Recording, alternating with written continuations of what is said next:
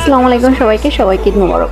কালকে যেহেতু ঈদ চলে গিয়েছে, কালকে আমি কাউকে উইশ করতে পারিনি, আমি একটু বিজি ছিলাম। দীর্ঘ 2 বছর পর আমার নিজের বাড়ি থেকে বেরিয়ে আসলাম, 1 মাসের মতো, 1 মাস প্লাস ছিল। তো এখান থেকে এসে আমাকে একটু বিজি থাকতে হয়েছিল, কারণ এসেই আমাকে বাসায় অনেক কাজ করতে হয়েছে। আমার বাসাটা ভীষণ নোংরা হয়ে গিয়েছিল, যেহেতু ওর বাবা একা ছিল, সে তো এগুলো পরিষ্কার করতে পারে না। তো এটা নিয়ে সামনে যেহেতু কোরবানির ঈদ, বাচ্চাদের নিয়ে সব কিছু মিলে একটু ঝামেলার মধ্যে ছিলাম, এলোমেলো ছিলাম। আর বাসায় এসে ঢাকার কোনো ভিডিও করার মতন কোনো সুযোগই পাইনি। আর আমার কাছে রয়েছে আমার গ্রামের কিছু সুন্দর সুন্দর ভিডিও, আমি সেগুলোই আপাতত আপনাদেরকে দেখানোর চেষ্টা করব।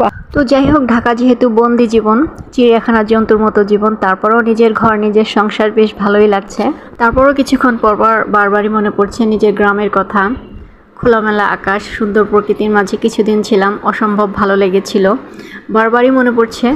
আর একটা বিষয় হচ্ছে যে এবার আমি আমার গ্রামে গিয়ে আমার নিজের আত্মীয় স্বজন, আমার আশপাশের অনেক মানুষের সাথে আমি একটু যোগাযোগ বা দেখা সাক্ষাৎ কম করেছি মানে কি আমি ইচ্ছে করে করিনি সেটা না, আসলে আমি নিজে একটু ব্যক্তিগতভাবে মানসিকভাবে একটু এলোমেলো ছিলাম, যার কারণে অনেকের সাথে দেখা সাক্ষাৎ বা যোগাযোগ এগুলো আমার একটু কম করা হয়েছে। এটার জন্য কেউ কিছু মনে করবে না, আমি সবাইকে অনেক মিস করেছি, সবার জন্য খারাপ লেগেছে। আমি বাড়ি থেকে খুবই কম বের হয়েছি, আশপাশে যারা ছিল তাদের সাথে সামান্য একটু মেলামেশা করেছি, কথাবার্তা বলেছি। তাছাড়া আমি বাইরে কোথাও আমার তেমন একটা যাওয়া হয়নি, কার সাথে দেখা সাক্ষাৎ করা হয়নি।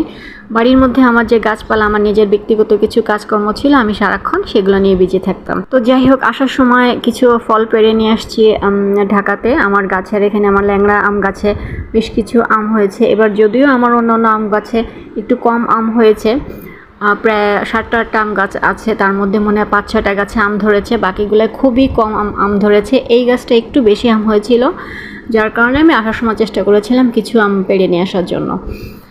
আর ছিল কিছু করমচা, ছিল কিছু সবেদা ছিল, আর অন্য ফলগুলো একটু কম হয়েছে। আর যেহেতু 2 বছর আমি বাড়িতে যেতে পারিনি, সেক্ষেত্রে আমার গাছগুলোর খুব বেশি যত্ন কেয়ার করা হয়নি, যেটার কারণে আমার গাছের আম এবার আত্মীয় স্বজন, আশপাশের মানুষকে তেমন একটা দেওয়া হয়নি। যদিও বিগত সময়ে আমি আত্মীয় স্বজন, আশপাশের মানুষকে আমগুলো দিয়ে খাওয়ার চেষ্টা করতাম।